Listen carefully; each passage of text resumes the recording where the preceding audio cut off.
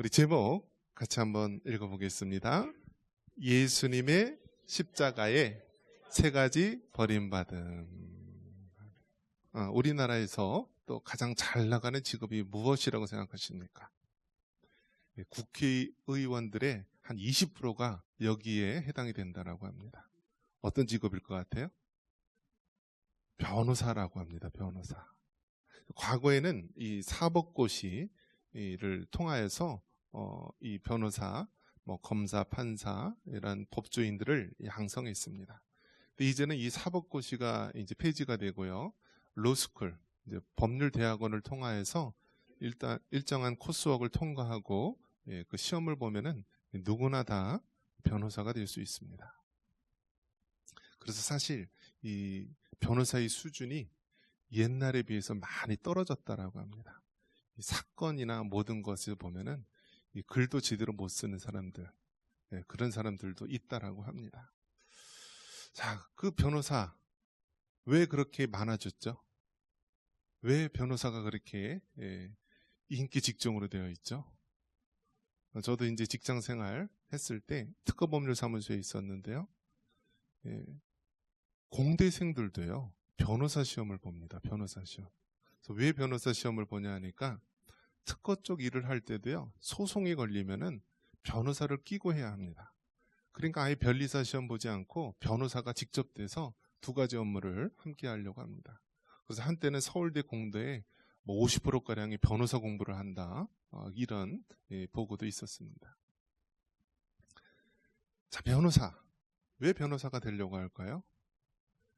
변호사 하는 역할은 무엇입니까? 여러 가지가 있겠지만 가장 큰 게 나는 죄인이 아니다라는 것을 증명하기 위해서요, 그렇게 변호사를 많이 선임하는 거예요. 그러니 역으로 얘기하면 이 세상에 죄인들이, 도둑놈들이 얼마나 많다는 거예요. 네? 죄를 짓지 않으면 변호사 있을 필요가 있나요? 없죠. 그만큼 죄인이 많아가지고요, 나는 죄인이 아니다를 변론을 하기 위해서 그렇게 변호사 선임을 합니다. 여러분, 변호사 선임하는데 비용이 얼마나 들 것 같아요? 우리가 생각하기에는 얼마 안 들 것 같다라고 하지만요, 액수가 안 붙습니다. 그러니까요, 어떤 큰 사건, 소송 같은 거 맡으면은요, 액수가 없어요. 예를 들어 어떤 소송에 승리를 하게 되면은 거기에 몇 프로를 갖는다. 그래서 엄청납니다. 그 비용 자체가요. 아주 간단한 것도요, 처음에 사건 맡을 때 돈 주고요, 또 그게 성사되면은요, 성과금 달라고 합니다. 자, 이혼할 때 요즘 그냥 이혼하나요? 뭐가 붙죠? 이혼 전문 변호사. 그래서 어떻게든지 상대방 다 뜯어먹으려고요, 아주 변호사를 사왔고요, 아주 그렇게 난리가 납니다. 변호사. 이 땅에 그만큼 죄인이 많다라는 것이고, 그리고 변호사를 선임하는 이유가 나는 죄가 없다라는 것을 증명하기 위해서 그렇게 많은 사람들이 변호를 하려고 합니다. 그런데 성경에 보면은 이와 정반대로 친히 죄인이 되신 분이 있습니다. 그분이 누구일까요? 바로 우리 예수님이십니다. 우리 성경 말씀 같이 한번 읽어볼까요? 37절 말씀입니다. 같이 있습니다. 머리 위에는 유대인의 왕 예수라 쓴 죄패를 붙였더라. 세상 사람들은 다 변호사를 사서 난 죄가 없습니다, 나는 죄인이 아닙니다 라고 증명하는데요, 예수님께서는 친히 죄인이다 라고 하면서 죄패를 붙였다라고 합니다. 우리 이제 전 대통령이 되죠. 윤석열 대통령이 재임 기간 때 가장 인상적이고 마음에 와닿았던 그런 시기가 언제였냐 했더니요, 감옥에 갇혔을 때가 가장 인상 깊고 또 감동이 됐던 시간이었다, 그런 이야기 하는데요. 여러분, 그 세상에 1등만 했던 사람도 한번 생각해 보십시오. 서울대 가려면 어떻게 해야 되죠? 아주 그냥 정교해서 손가락 안에 들 정도로 잘해야 되죠. 서울대 중에서도 법대는요, 또 다른 세계였어요. 자, 거기서 또 어떻게 되나요? 그 시대에는 사법고시 합격하는 건 엄청나죠. 예. 우리 윤석열 대통령이 몇 수 만에 합격한지 아세요? 네, 9수 만에 합격했대요. 그러니까 의지의 한국인이죠. 의지의 한국인. 그러니까 자기랑 같이 공부했던 동기들은 다 건판사에서 중견으로 있을 때 아직 계속해서 공부 사법고시 했던 사람. 네, 의지의 한국인이기도 한데요. 하여튼 그 최고의 길을 걸었던 사람이 한순간에 감옥에 갇힌 거예요. 감옥이 좋을까요, 여러분? 감옥에 가보셨어요? 네. 감옥이 좋다면요, 너도 나도 할 거 없이 다 가겠죠. 근데 감옥은요, 말 그대로 감옥이에요. 감옥은 세상을 바라볼 수 없게 벽으로 뺑 둘렀어요. 그런데 그 신기하게도요, 이 벽이요, 육체적으로만 가둬놓은 것이 아니라 사람의 정신 세계도요, 가둬놓게 됩니다. 이 감옥에서는 사람들이 다 민감해요. 다 날카로워요. 그러니까 서로 스치기만 해도 싸워요. 그래서 무슨 말이 있냐면 공자와 맹자도 싸우는 곳이 감옥이다라는 곳이 있을 정도로 그렇게 살벌한 곳이 감옥이에요. 자, 이 감옥에서는 특징이 하나 있는데요. 어떤 특징이 있냐면은 무엇이 없을까요? 사람의 이름이 없어요. 번호를 불러요. 번호. 자, 죄수 몇 번.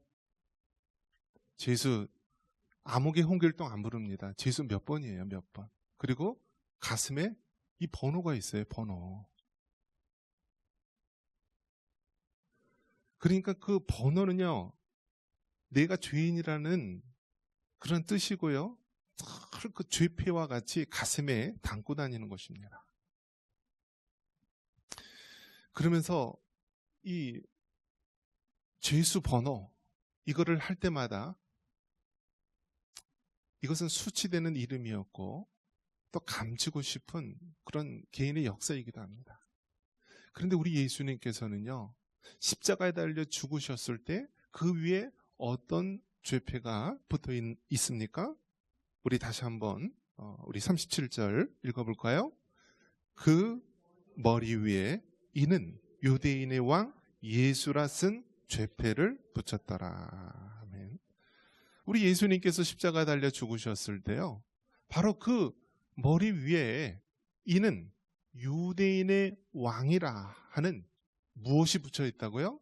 죄패가 붙여 있다. 죄패가 붙여 있다.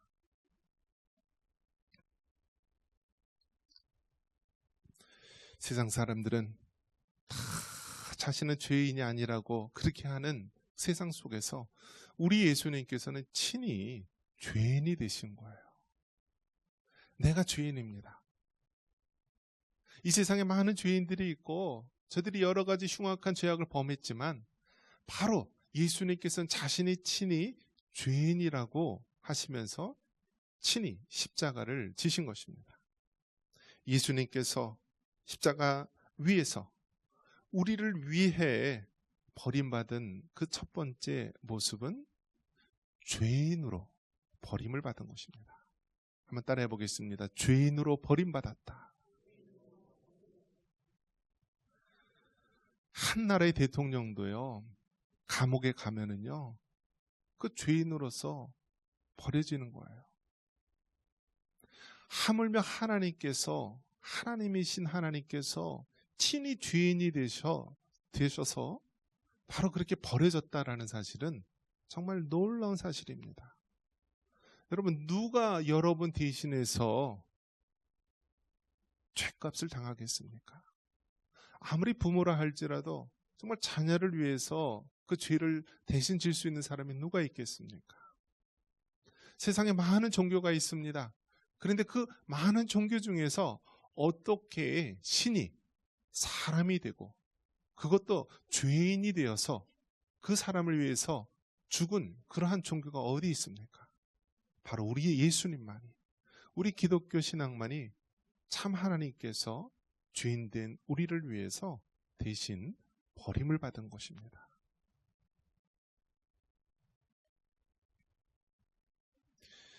우리는 종려 주일로 우리가 부활절 전주를 지킵니다. 이 종려 주일은 이제 과거에 왕이나 어떤 장군들이 어떤 싸움에 승리하거나 어떤 개선 장군, 어떤 크게 환호할 일이 생기면은요, 온 백성들이 그 성 문 앞에 쭉 도열을 해가지고요, 손에 이 종려나무 가지를 흔들고 또 그 길에 이 종려나무 가지를 깔면서 환호하고 축하하고 높이는 그러한 모습을 말하는 것입니다. 그래서 우리 예수님께서는요, 예루살렘 성에 입성했을 때 그만큼 많은 사람들이 종려나무 가지를 흔들면서 환호했습니다. 그래서 그 날을 기념하기 위해서 종려 주일로 지키는 것입니다. 여러분, 그 많은 사람들, 그 많은 군중들 어떻습니까? 그들에게는요, 자기의 정치적인 왕, 로마의 지배를 받고 있었는데 이 로마로부터 우리를 구원할 정치적인 왕, 유대인의 왕, 그런 왕을 원했던 것입니다. 그래서 그 예수님이 나귀를 타고 입성하실 때 많은 사람들이 종려나무가지를 흔들면서 이제 우리가 드디어 염원해 왔던 그 날이 왔구나.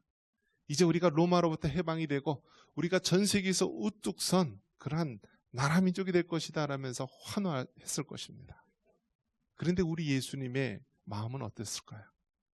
많은 사람들은 정치적인 왕, 그러한 정치적인 능력 있는 그러한 지도자를 원했지만 우리 예수님은 정반대의 모습, 정반대의 마음을 가지고 들어간 것입니다.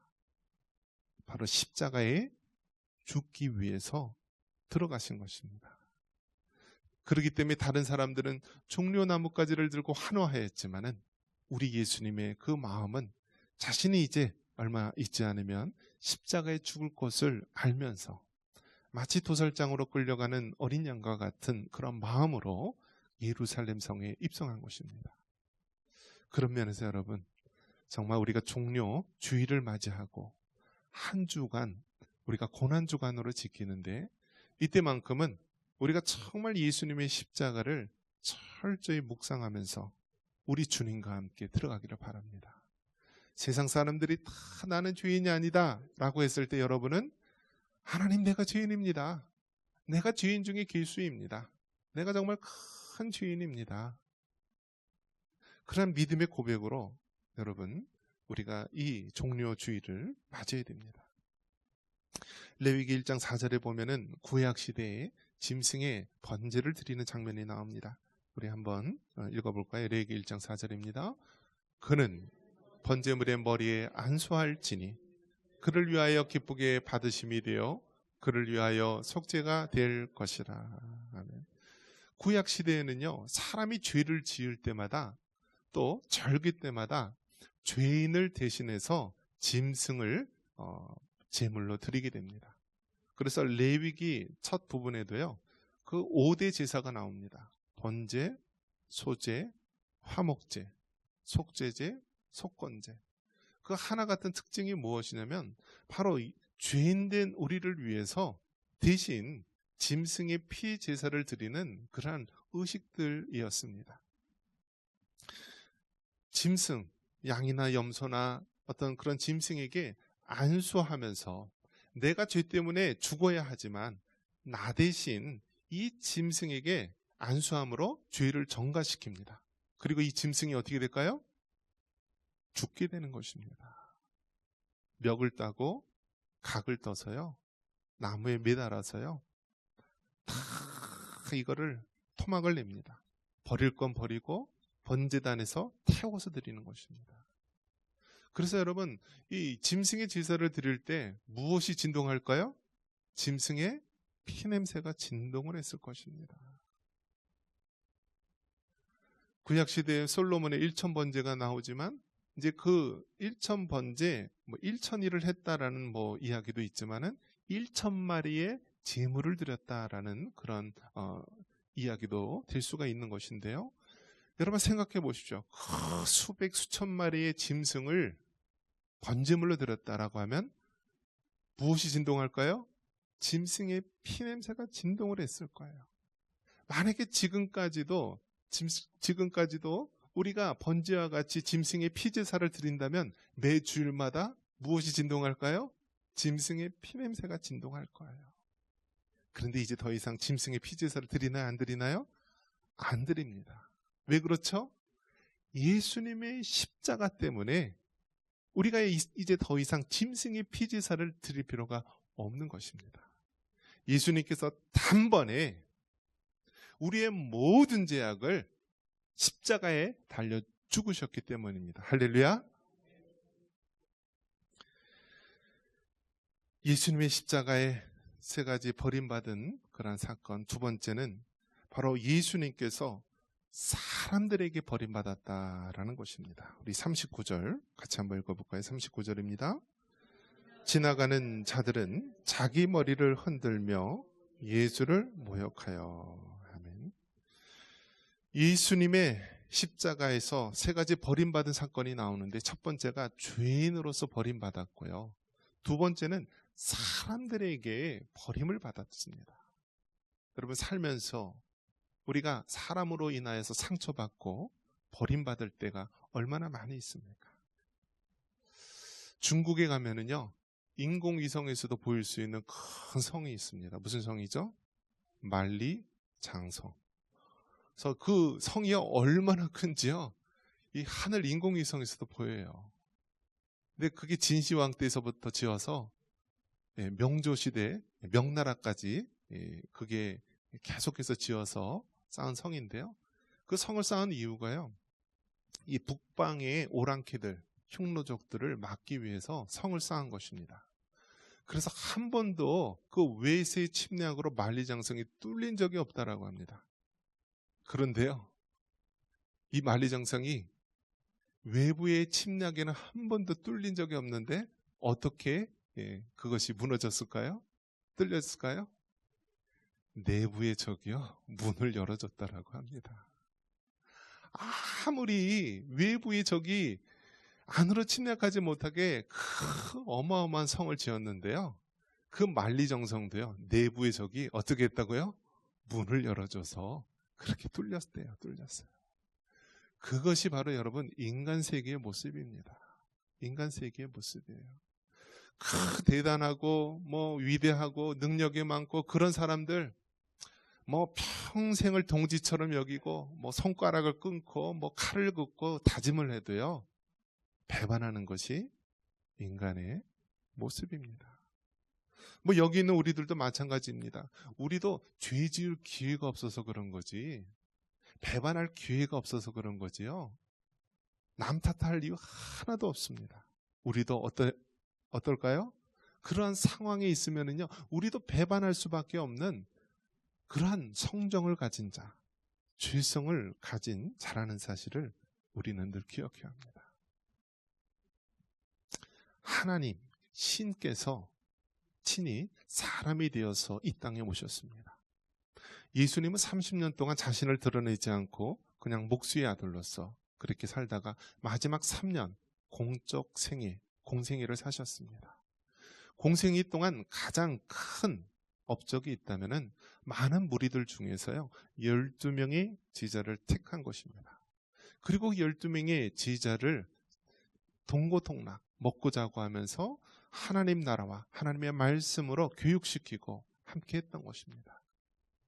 그런데 믿을 놈 하나라도 있습니까? 없어요. 참, 여러분, 의리 있는 것이 남자가 있을까요? 여자가 있을까요? 여자가 더 의리 있어요. 성경에 보니까 남자들은 다 어떻게 해요? 다 주랭이랑 치고 도망갔어요. 그런데 예수님 십자가에서 지킨 사람이 누구예요? 여자들이에요. 여자들. 그 당시에 이름도 없이 빛도 없이 그저 소외받았던 그러한 자들, 바로 여성들이요, 의리가 있더라고요. 십자가에 달린 예수님을 바라볼 때 사람들이 지나가면서 머리를 흔들고, 저가 정말 하나님의 아들이라면 내려와서 우리를 구원해봐라, 손가락질하고 입을 비죽이고요, 고개를 흔듭니다. 온갖 비아냥을 다 당하는 것입니다. 예수님은 우리를 구원하시기 위해서 친히 사람들로부터 버림을 받았습니다. 그 12명의 제자로부터 버림받았고요. 그 제자 중에 한 명은요, 너무너무 3년 동안 같이 있었던 것이 아까우니까요, 은 30에 자기의 스승을 팔아버린 것입니다. 그게 여러분 인간의 죄된 모습이에요. 예수님이 이제 좀 있으면 자신이 십자가에 달려 죽을 것이다 얘기하니까요, 자기는 정치적인 왕으로 뭔가 한 자리 할 것으로 생각을 했는데, 이건 뭐 죽으면 다 끝나는 거 아닌가 하면서 받아들일 수가 없는 거예요. 그러니까 어떻게 해서든 보상을 받고 싶어서 바로 예수님을 은 30에 팔아버린 것입니다.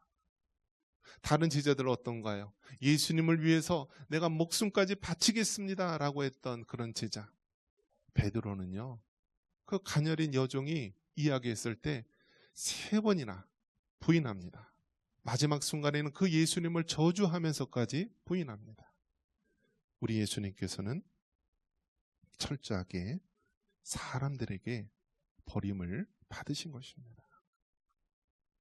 또 예수님은 또 어떻게 되었나요?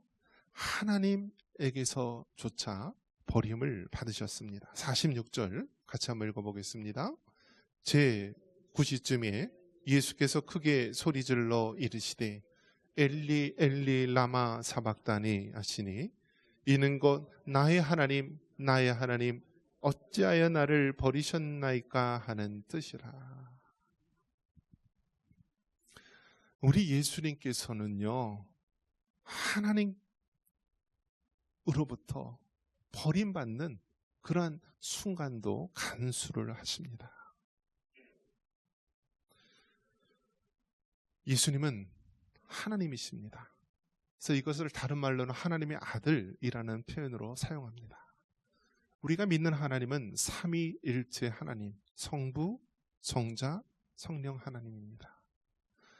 우리 성부 하나님께서는 구원을 이미 창세전서부터 계획을 하셨고요. 우리 성자 예수님께서는 2000년 전에 친히 이 땅에 오셔서 십자가 달려 죽으심으로 우리에게 구원의 길을 열어놓으셨습니다. 성령 하나님께서는 각 사람들 마음에 역사하시고 교회를 통하여서 그 구원을 완성하시며 하나님의 뜻을 이 땅에 이루어 가십니다.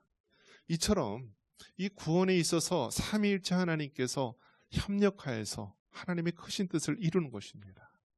그런데 십자가에 달려 죽으시는 그 순간만큼은 바로 우리 예수님께서 철저히 하나님께 버림을 스스로 받으신 것입니다. 왜요? 죄인된 나를, 죄인된 우리를 구원하시기 위함입니다. 여러분, 엘리 엘리 라마 사박다니, 이것은 이제 아람어인데요. 무슨 뜻입니까? 한번 우리 성경 말씀 같이 보겠습니다. 나의 하나님, 나의 하나님, 어찌하여 나를 버리셨나이까? 그러니까 예수님께서 여러분 십자가에 달려 죽으실 때요, 얼마나 괴로웠겠습니까? 그 십자가형은요, 우리가 사람이 사형을 당할 때 가장 어떻게 하면은 고통스럽게 죽일까라고 해서 연구에서 나온 이 사형 방법이 십자가형이에요. 여러분, 사람을 이런 쇠꼬챙이로 찌른다고 해서 그냥 죽어요? 잘 안 죽어요. 잘 안 죽어요. 그러니까 십자가형을 당하는 사람은요, 이미 그 전에 채찍으로요, 짐승의 뼈나 쇠조각이 붙은 그 채찍으로요, 사람을 때립니다. 그러면 그 한 번 때릴 때마다 살코죽이 다 벗겨져요. 그러니까 이미 예수님께서 십자가에 달리셨을 때는요, 온몸이 살코죽이 벗겨져서요, 피투성이가 된 거예요. 그리고 머리에 가시관이 쓰였는데요, 이 가시가요, 여러분, 얼마나 긴지 몰라요. 그 깊은 가시가요, 머리 깊숙이 찔리신 거예요. 그리고 양 손에는 대못이 박힌 것입니다. 그리고 양 발에도 대못이 박혀 있어요. 그렇게 그 한낮의 뜨거운 태양볕 아래에서 한 번에 죽이지도 않고 서서히 피를 말려가며 죽이는 것이 십자가형이 있었어요. 그래서 그 십자가형이 얼마나 괴롭고 힘들었겠습니까? 우리 예수님도요, 참 하나님이시면서 참 사람이셨습니다. 그래서 우리와 같은 성정을 갖고 있고 우리와 같은 어떤 연약함을 가지고 있어요. 피곤하면 자야 됐고요. 또 음식도 드셔야 했어요. 우리와 같이 고통을 느끼셨어요. 그런데 어떻게 해요? 바로 나 같은 죄인을 구원하시기 위해서 스스로 하나님이시면서도 불구하고 그 순간만큼은 하나님께 스스로 버림을 받으신 것입니다. 그리고 그 십자가에서 마지막 호흡을 내뱉으면서 엘리 엘리 라마 사박다니, 나의 하나님 나의 하나님 어찌하여 나를 버리셨나이까 하면서 부르짖으신 것입니다.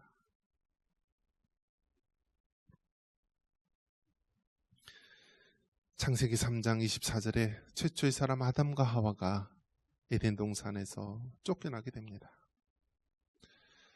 인간의 불행은 어디서부터 시작이 됩니까? 하나님과 단절되고 하나님을 떠나서부터 인간의 고통은 시작이 됩니다. 최초의 사람 아담과 하와가 에덴 동산을 떠난 이후에 바로 그 자녀 세대에서부터 가인이라고 하는 살인자가 나타납니다. 그 이후의 인간의 역사는 죄의 역사입니다. 하나님을 향하여 대적하고 우상을 만들고 바벨탑을 쌓으며 하나님에게까지 높아지려 했고, 결국 홍수로 노아의 시대에 세상을 멸하였지만 그 이후에 시작된 이 세상은 여전히 죄로 관영한 이 세상입니다. 여러분, 어떻게 우리의 죄 문제를 해결할 수가 있고요, 어떻게 이 고통으로 가득한 이 세상을 구원할 수 있겠습니까? 여러분, 훌륭한 지도자, 능력 있는 사람, 훌륭한 어떤 시스템, 그것이 우리를 구원해 줄 수 있을 것 같습니까? 아닙니다. 다 사람들은 배반하고 떠납니다. 이 세상 그 어느 것도 우리를 구원해 줄 수 없습니다. 오직 예수님, 오직 예수님만이 우리의 죄와 사망과 이 땅의 모든 문제를 해결하시기 위해서 이 땅에 오셨습니다. 그리고 나 같은 죄인, 또 우리와 같은 이 연약한 죄인을 구원하시기 위해서 예수님은 친히 버림을 받으신 것입니다. 죄인이 되셨고, 사람으로부터, 제자들로부터 버림받았고, 하나님께 친히 버림받는 그러한 고통을 감수하였습니다. 이 구속의 은혜, 구원의 은혜는 사람 편에서는 아무런 대가 없이 하나님 은혜로 주어진 것이지만, 하나님 편에서는 하나님의 아들 예수님이 친히 십자가에 죽으시기까지 그러한 피해값을 지불하신 것입니다. 말씀을 맺습니다. 여러분, 우리는 종료주일, 이제 오늘서부터 한 주간 고난주간을 맞이합니다. 세상 많은 사람들은 부활의 영광만 누리고자 합니다. 그러나 여러분, 부활의 영광을 누리기 위해서는 단 하나의 길을 통과해야 합니다. 그것은 바로 십자가입니다. 이번 한 주간 우리가 예수님의 십자가를 깊이 묵상하여서 나 같은 죄인 구원하기 위해서 스스로 죄인이 되시고, 사람들로부터 버림을 받으시고, 하나님께로부터 버림받으신 그 예수님의 십자가를 깊이 묵상할 수 있는 여러분 되시길 주님의 이름으로 축원합니다.